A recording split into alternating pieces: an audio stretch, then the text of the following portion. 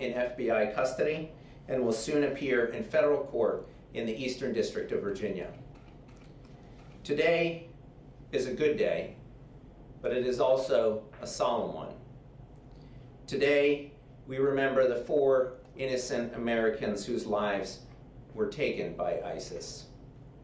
James Wright Foley, Stephen Joel Sutloff, Peter Edward Kasich, and Kayla Jean Mueller. Many around the world are familiar with the barbaric circumstances of their deaths. But we will not remember these Americans for the way they died. We will remember them for the way they lived their good and decent lives. James Foley was a print and video journalist who was covering the civil war in Syria. He had previously served as a conflict zone correspondent in Iraq and then in Libya. James was a former elementary school teacher. Stephen Sutloff was a journalist who covered the Middle East and was in Syria reporting on the refugee crisis. According to a longtime friend, he was drawn to the region to, quote, give a voice to the people who didn't have one, close quote. Stephen was the grandson of Holocaust survivors who inspired him to be that voice. Peter Kasich was in Syria working for a humanitarian organization that he founded to deliver food and medical aid to the refugees. He had previously served as an elite airborne ranger in the U.S. Army, which included service in Iraq. Kayla Mueller was a humanitarian aid worker and human rights activist who, inspired by her faith, devoted much of her young life to serving those in need both at home and abroad.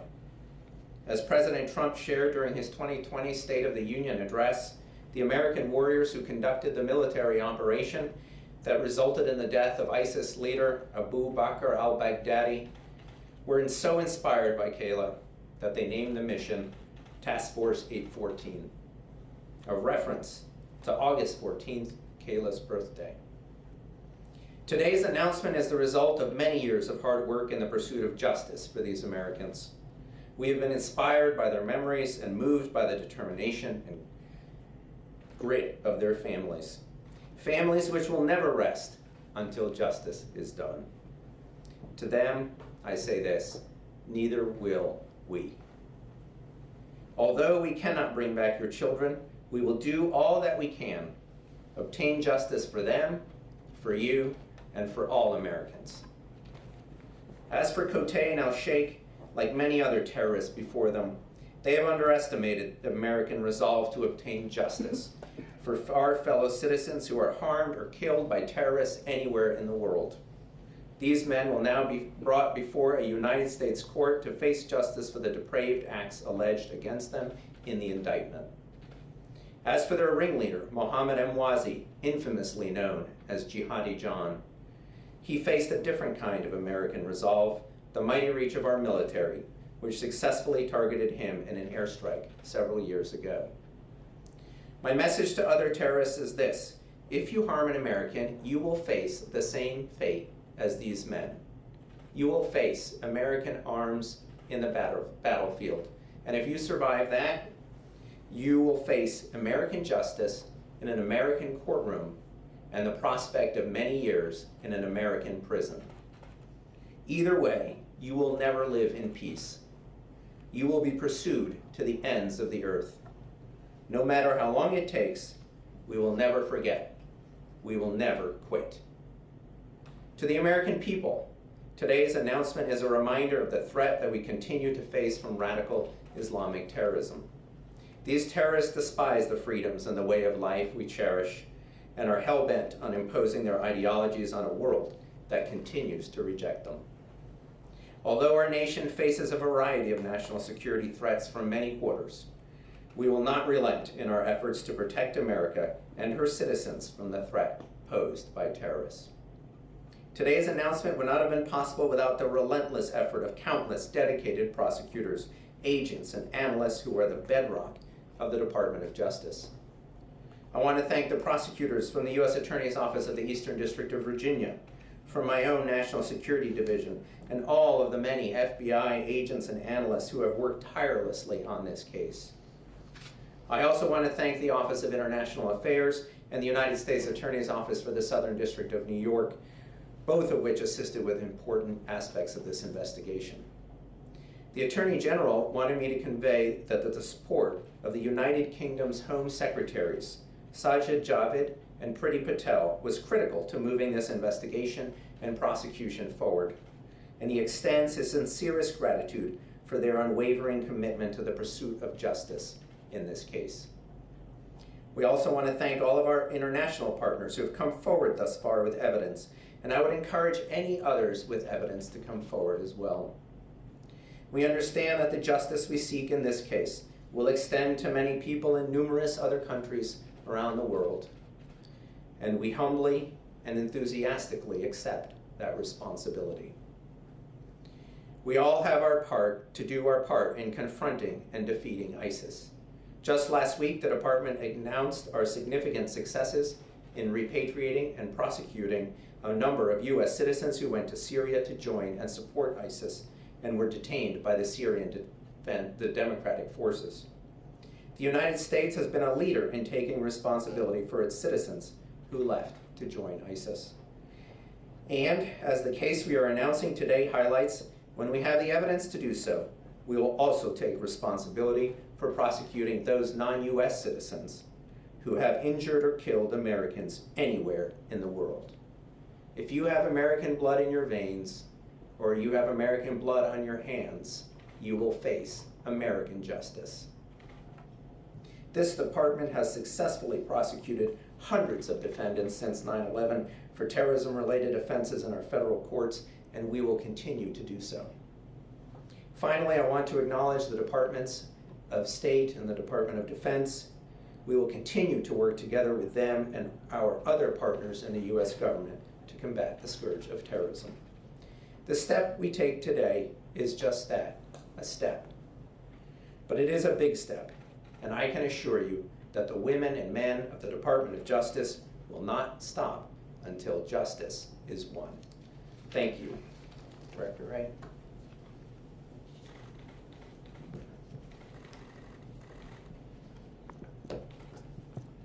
Morning.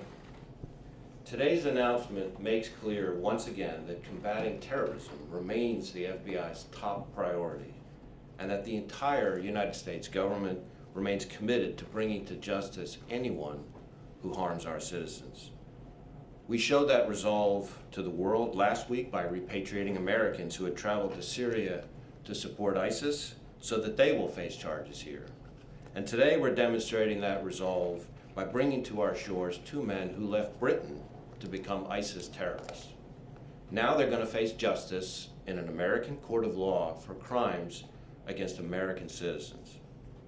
Not long after these terrorists were captured in 2018, the parents of their American victims wrote the following about their loved ones, and I quote, "One by one, our children were taken from us by the hateful criminals of the Islamic State. Jim, Stephen, Peter, and Kayla were like so many of your own sons and daughters. They were four unique, passionate young Americans, and all risked their lives pursuing a greater good. The families of those victims have suffered the painful loss of their loved ones at the hands of brutal killers. And while their pain may never fully subside, today, with the announcement of this indictment, we're beginning to bring them the justice they deserve. But we owe these families more than justice. We owe them our gratitude. And I say that because their advocacy for their loved ones has led to positive changes in how our government supports and partners with victims' families. One of those changes was the creation a few years ago of the Hostage Recovery Fusion Cell. This multi-agency team, based at FBI headquarters, represents our government's unified approach to recovering American hostages abroad. Its single focus is to bring these hostages home safely and partner with their families in the recovery effort. A key part of that fusion cell is the family engagement team. That team not only coordinates support to family members of hostages during times of agony and uncertainty, it also supports hostages and families once the crisis is over. The FBI and our partners are working tirelessly every day to recover all U.S. hostages held abroad, and we won't rest until we see a similar resolution for justice against all those responsible for holding Americans captive, especially when those captives' lives are taken. Today, I want to also thank the men and women of the FBI and our domestic and international partners for their unflagging efforts to investigate, charge, and ultimately hold these two men responsible for their crimes. Over the course of this investigation and many others like it, these dedicated professionals put themselves at risk, conducting interviews and collecting evidence to build the cases that ultimately led us to where we are today, with these two men facing justice in the United States. Like Assistant Attorney General Demers, and based on conversations I've had on a number of occasions, including on the phone just this morning with the Attorney General, I know the Attorney General joins us in particularly thanking our British counterparts and our international partners in working with the United States to bring charges in our criminal justice system.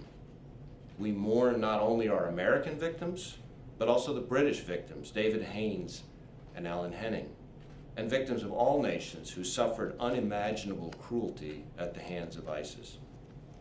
Let there be no doubt, the FBI, the U.S. government, and our partners remain vigilant in the fight against terrorism, including the threat from ISIS. Today, ISIS is still trying to radicalize people here in the United States and elsewhere through online propaganda and their global network of supporters. Their goal is to motivate people to launch attacks against Western targets wherever they are, using any means available. But as today's announcement shows, the FBI and our partners, both here and overseas, will continue to relentlessly pursue these terrorists and anyone who chooses to support terrorist organizations like ISIS, no matter where they are and no matter how long it takes. Now I'll turn things over to Zach Terwilliger, the U.S. Attorney for the Eastern District of Virginia, to provide a little bit more details about the indictment itself. Thank you, Director Wright. First, I want to thank Attorney General Barr for his steadfast leadership and support of this investigation and prosecution. Let me be very clear. This day does not happen without Attorney General Barr and his resolve and commitment to seeing that these individuals were brought to justice. As Director Wright mentioned, my name is Zach Terwilliger. I'm the United States Attorney for the Eastern District of Virginia, located just across the Potomac River in Alexandria. It's with a heavy heart that we're here today, and I wish we weren't. But if these alleged atrocities indeed happened, I'm proud to be here as a representative of the United States in our criminal justice system. As many of you are now aware, yesterday an 8-count criminal indictment was returned in the Eastern District of Virginia that charged 2 alleged terrorists, Alexander Cote and Al-Shafi Al-Sheikh, with the following felony offenses: conspiracy to commit hostage-taking resulting in death, hostage-taking resulting in death, 1 count for each of the American hostages: James Wright Foley, Kayla Jean Mueller, Stephen Joel Sotlov, and Peter Edward Kasich. Count 6, conspiracy to murder United States citizens outside of the United States. Count 7, conspiracy to provide material support to terrorists in the form of hostage-taking resulting in death and murder. Count 8, conspiracy to provide material support to a terrorist organization. If convicted, the defendants face a maximum penalty of life in prison for each count of conviction. Pursuant to well-known protections provided by our constitutional republic in its system of criminal justice, Cote and Al-Sheikh are presumed innocent unless and until proven otherwise. All that I'm about to recount now are allegations and can be found in the 4 corners of the 24-page indictment, which was unsealed just a moment ago. As stated in that charging document, these alleged terrorists both grew up in the United Kingdom, where they became radicalized. Their role within the ISIS terrorist organization was that of being part of a brutal hostage-taking scheme by which American, European, and Asian citizens were taken hostage from approximately 2012 to 2015. Their alleged criminal acts include conspiring to commit hostage-taking resulting in death and conspiring to murder American citizens James Foley, Kayla Mueller, Stephen Sotloff, and Peter Kassig. As part of the conspiracy, their vicious acts and those of co-conspirators Mohammed Emwazi and CC1 are alleged to include the following: forced witnessing of murders, mock executions, shocks via electric taser, beatings, amongst other brutal acts. Also a well-established principle in American jurisprudence, co-conspirators, like these defendants, may be held liable for the foreseeable acts of their co-conspirators, such as Emwazi, that took place during the course of the conspiracy. As stated in detail, Cote, El Sheikh, Emwazi, and CC1 facilitated hostage-taking, ransom demands, abuse, and the murder of Americans, Europeans, and Asian citizens in order to further their terrorist agenda and that of ISIS. The brutal acts of beheading were captured by the ISIS media propaganda machine and disseminated to achieve their aims of jihad. Further, as detailed in the indictment, part of the alleged horrific conditions of confinement, the self-proclaimed leader of ISIS, Abu Bakr al-Baghdadi, also made it a point to repeatedly sexually assault American citizen Kayla Jean Mueller. As you know, al-Baghdadi was killed on or about October 26, 2019, in a United States military operation named in honor of Kayla and her birthday, August 14th, Operation 814. For these acts, these two alleged terrorists will now face the American justice system. Later today, we expect these defendants to make their initial appearance a few miles away in Alexandria, Virginia. At that hearing, they will be informed of the charges against them. They will be provided with counsel if they cannot afford it. They will receive medical care and be housed in a sanitary facility and be provided with 3 meals a day, all coupled with the due process of law. All things denied to James, Kayla, Stephen, and Peter, and the other British and Japanese victims named in the indictment. Like Director Wray, in preparation for today, I reviewed some prose that really captured what today is all about. And I quote, "They should be brought to America to face our justice system, and that is what our children would have wanted. Give them the fair trial that makes our nation great. That would be the best way to honor our children. Ensuring that truth and justice find their way out of this tragic story would mean that the Islamic State will never have the last word." Well, Diane and John, Paula and Ed, Marcia and Carl, and Shirley and Art. It's now a certainty. ISIS will not have the last word when it comes to your children. You will.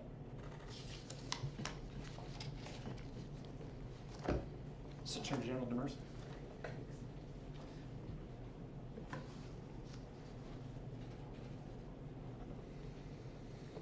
We can now open the line for questions. We will now begin the question and answer session. To ask a question, you may press star and then 1 on your touchtone phone.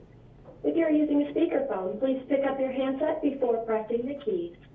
To withdraw your question, please press star, then 2.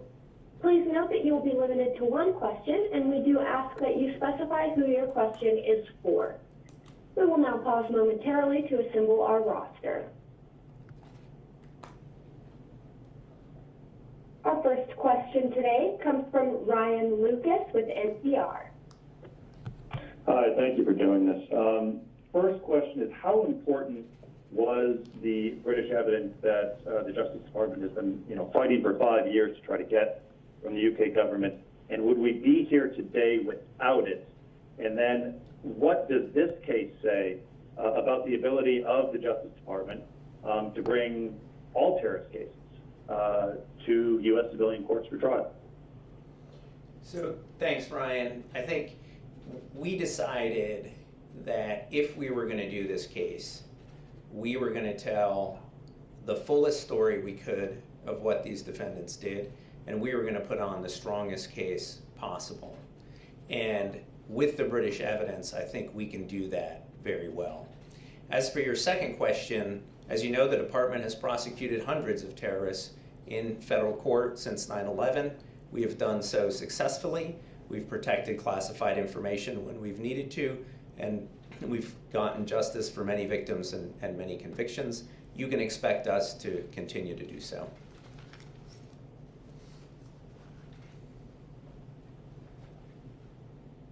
And our next question comes from Pete Williams with NBC.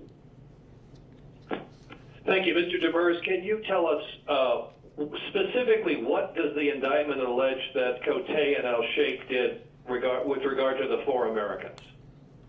Sure, thanks, Pete. I think I'll turn that over to Zach on the indictment. Thank you, John. Thank you, Pete. Yes, I want to be very careful and stay to the 4 corners of the indictment. Pete, as you review that 24-page document, you will see that we have alleged a conspiracy regarding hostage-taking resulting in death. There are many allegations in that document. It's a speaking indictment, and I think what you will see is that their roles absolutely engage in the facilitation, the ransom demands, and the abuse of hostages as alleged in that indictment. And as I stated, as you know, but our viewers may not, if you have multiple individuals in a conspiracy, you are liable for the foreseeable acts of your co-conspirator. So at that point, Pete, I think I will leave it at that. Always happy to talk later on about more specifics. And our next question comes from Daniel Bates with the Daily Mail.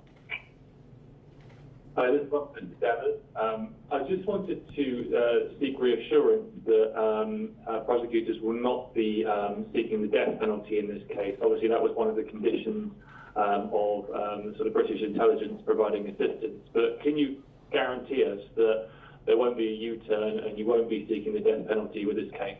Thank you. Well, I think the Attorney General made that very clear in his letters to the Home Secretary, that he decided, on balance, that we were not going to be pursuing the death penalty in this case, and that's where we are.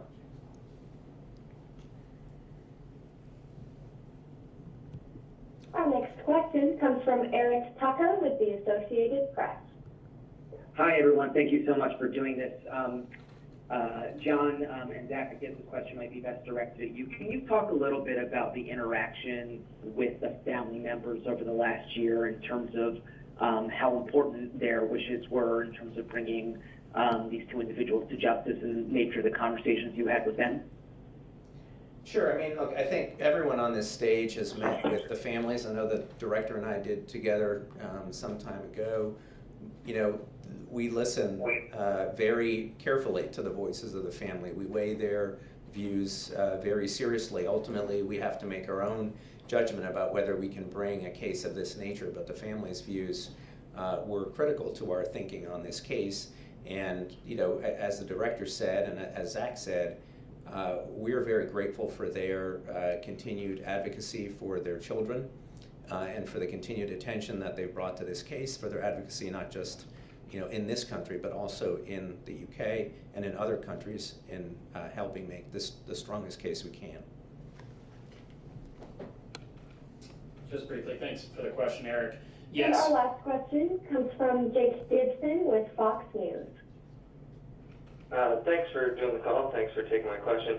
Number one, I just kind of have a 2-parter. Number one, is it simply because in other cases like this, you may seek the death penalty?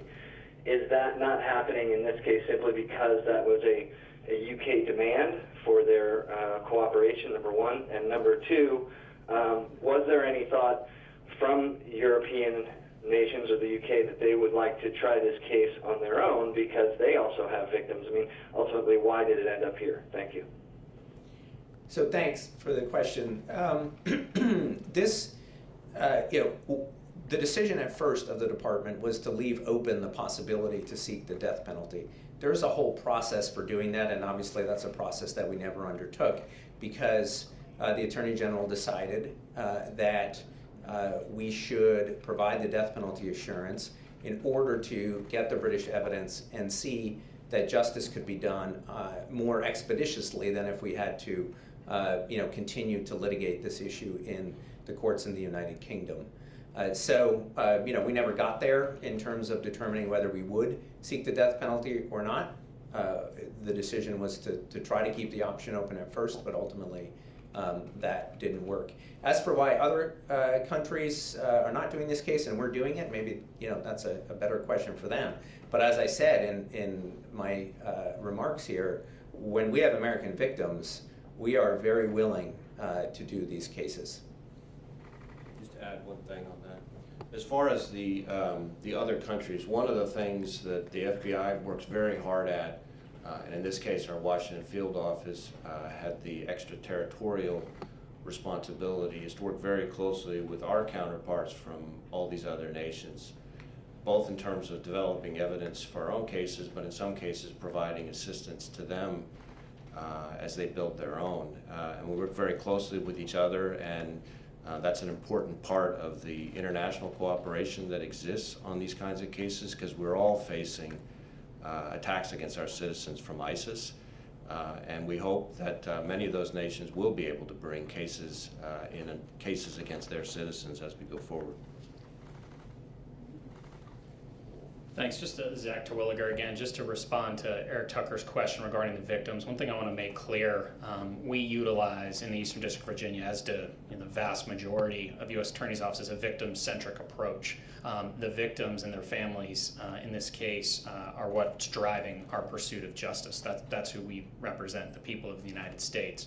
So I look forward to a close relationship with the families as this process moves forward. We actually have rights set out for victims' families under the Crime Victims' Rights Act, and we have special personnel who will be liaisons between them and our office, and I look forward to the opportunity to spend more and more time with them as we move forward and seek justice on behalf of their children. This now concludes the Department of Justice press conference. Thank you for calling in. Operator, you may now disconnect. The conference has now concluded. Thank you for attending today's presentation. You may now disconnect.